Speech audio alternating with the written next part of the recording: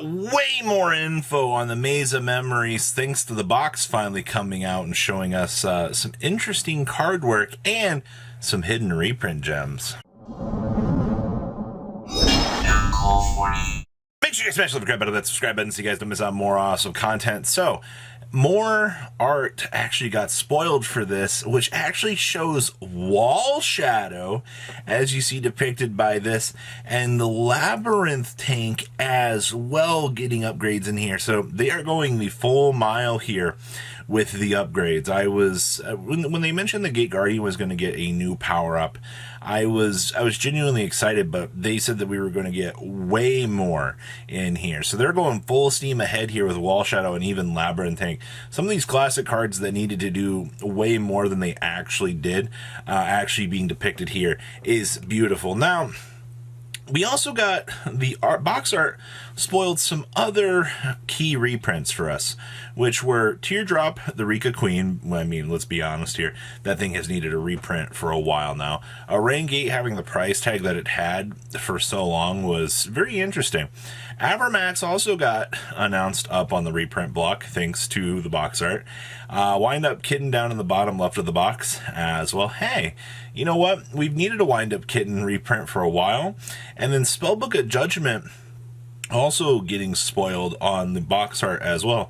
So those might not be amazing reprints to a lot of you, but to be perfectly honest with you, those are cards that had a mid-range price tag for a little while. There could be more Spellbook stuff coming down the way. I mean, there's always that possibility.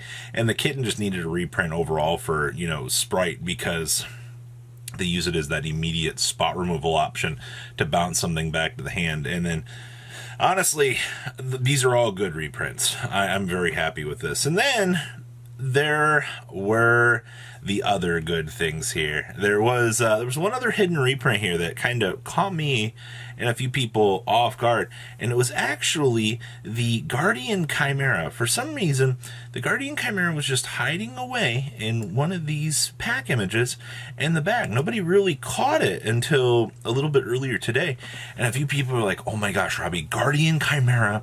It's directly behind the Amaze part of the name. I promise you, Robbie, it's going to be in the set." And I was like, "Well, that's actually kind of impressive." You know, the fact they're going to sneak Guardian Chimera in this set as well. So those are some pretty banger reprints, man. Like, Konami knows what they're doing when it came down to this set. You know, Baron and Guardian Chimera were two power cards that really did need, you know, alternatives. The rest of the Fallen of Albaz deck at this point has been nothing in terms of value. So the fact that, you know, they're going to make Guardian Chimera go budget as well effectively means down to the point that the deck shouldn't be super expensive. Brandon and Red, I think, is one of the last remaining pieces really for that. All right. Now we're going to get into some more of the little bits and pieces that we did get spoiled about. One of the first ones we're going to talk about here is going to be the Duel Academy. It's basically going to have interactions with whatever type of monster is particularly summoned.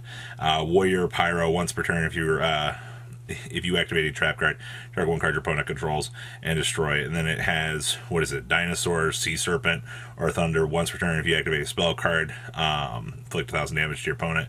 And I think it's Machine Fairy or Fiend. Once per turn, if you tribute a monster, you can target one face of monster, gains 1,000 attack. Card's not that particularly amazing. As we move on along here, the Black Luster Soldier.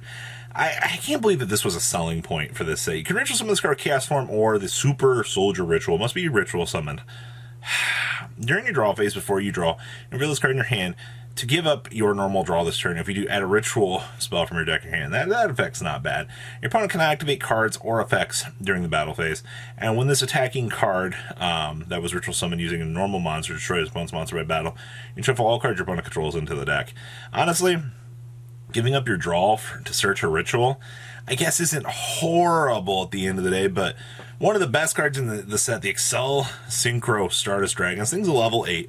If this is synchro summoning, special summoning level 2 or lower tuner from your graveyard. Oh, So it just sets up for you to revive. And then during the main phase, you contribute this card, especially from the Stardust from your extra deck, that becomes treated as a Synchro Summon, and then immediately after this effect resolves, Synchro Summon using monsters you control as material. So this revives the tuner monster, and then gives you the passive quick effect that you tribute this, and then you can use the tuner that you just brought back to warp into something else. And for the rest of this turn, the monsters Synchro Summoned by this effect are unaffected by your opponent's activated effects. Take a moment to appreciate how busted that is. Tuner revivability is absolutely amazing. And then the fact that, oh, you toggle down into Stardust Dragon, and then, warp on up into something else. Like, this is by far one of the best cards in this set.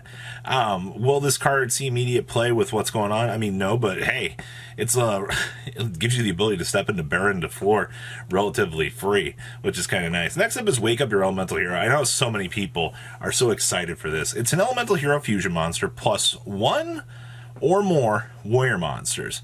So let's take a moment to think about this. You can take a big, massive Miracle Fusion and just laugh at your opponent. You just load on up. Must be first fusion summon, gains 300 attack for each fusion material used for this summon. And this card can make an attack on a number of monsters during each battle phase up to the number of fusion monsters uses fusion material for its summon. And if this card battled a monster of damage calculation, destroy the monster if you inflict damage to your opponent equal to the original tag. And if this card, or if this fusion summon card is destroyed, special summon a warrior from your hand or deck. I wish it also specialed from the extra deck. That might have been a little bit too much, but like, this is just the whole rest of the hero gang swinging on into battle. But this is also one of the best cards available in the set. And then we've got the Return of the Reaper. And this is always going to be treated as an Infernity card. Special summon one of your Infernity monsters that is banished in your graveyard or in your hand. If a face-up Infernity monsters you control is destroyed by battle or leaves the field because of an opponent's card effect, while this card is in your graveyard, you can set this card. You can only use the effect of Return of the Reaper once per turn. Honestly, I'm not too crazy about this card. I understand, like, it was Infernity support, so I always treat it as an Infernity card, but it doesn't do anything about needing to make the issues with our hand size go away. You know what I mean? Next up was the Battle Royale Joining. Activate this card by targeting one effect monster on the field. The first 2 times that monster will be destroyed by battle each turn. It is not. When that monster is destroyed by battle, the player that destroyed it gains 2,000 life points. If the turn player's opponent takes damage or effect damage, activate this effect, alright, or they can't apply this effect. Special summon a level 4 or lower monster from your hand or deck, and if you do, lose 2,000 life points. It's not a particularly amazing card, but it's something. That's for sure. Next up was the Firewall Dragon Dark Fluid Neo Tempest Terahertz. Yeah, say that 10 times fast. It's 3+ Cyber's monsters. I think that's why we didn't like the card in the first place, was its summoning conditions were ridiculous. Negate any opponent's monster effect activated during the battle phase. Quick effect, send a Cyber's monster from your deck or extra deck to the graveyard, and if you do, this card is also treated as a sent monster's attribute and gains 2,500 attack points. And then you can only use this effect once per turn, and then this card can attack any number of monsters in the battle phase up to the number of attributes of this card. So extra battle swings is always going to be fair. We have the Great Soul. If a dragon synchro monster is on the field, special summon up to 2 resonator monsters and or 1 dragon monster from your deck. That's really good. When a monster effect is activated while you control a level 10 or higher dark dragon synchro monster, you can banish this card from your graveyard and negate that effect. And if you do, 1 synchro monster you control gains 2,000 attack till the end of this turn. This is amazing. I wish this would have been a counter trap card, though, to be honest with you. Then we have the Red Eyes Soul. This card becomes Red Eyes, a black dragon while in the field or in the graveyard. If your opponent summons a monsters, except during damage, you can send this card from your hand or field to the graveyard, special summon a Red Eyes from your hand or deck, except for Soul.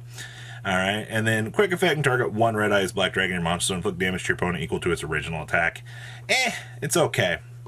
Then we have the Angel with Blue Tears. Target 1 face-up monster, its controller's opponent takes 200 damage for each card in the hand, then negate that monster's effects till the end of this turn. If either player takes effect damage, you banish this card from your graveyard, set one normal trap card directly from your hand or deck, and if it was set from the hand, it can be activated this turn. Hey, Trickster Reincarnation, anybody?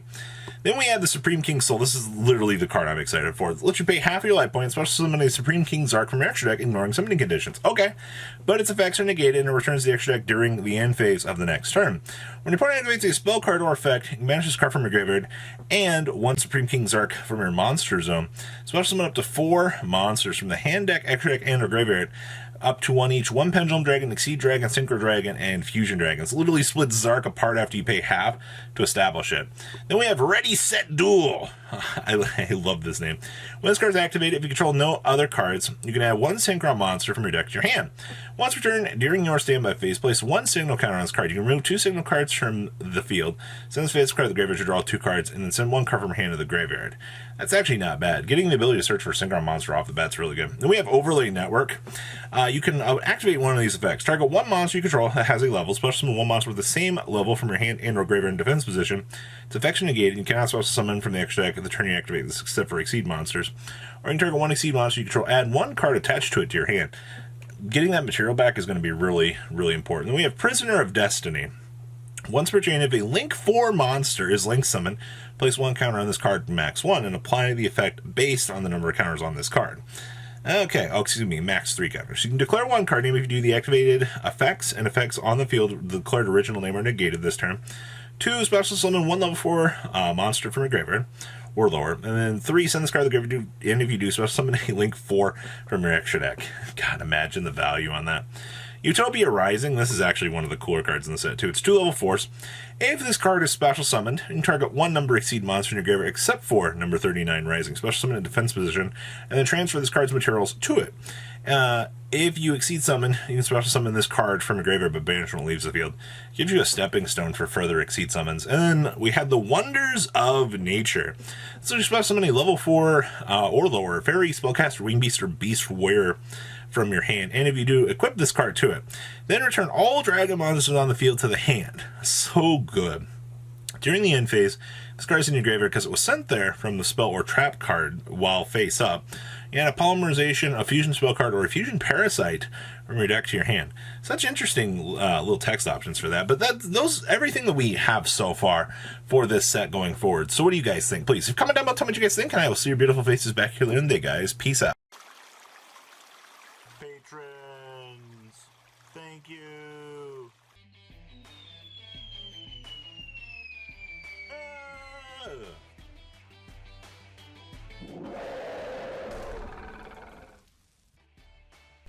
Thank you so much for watching. Check out these other videos.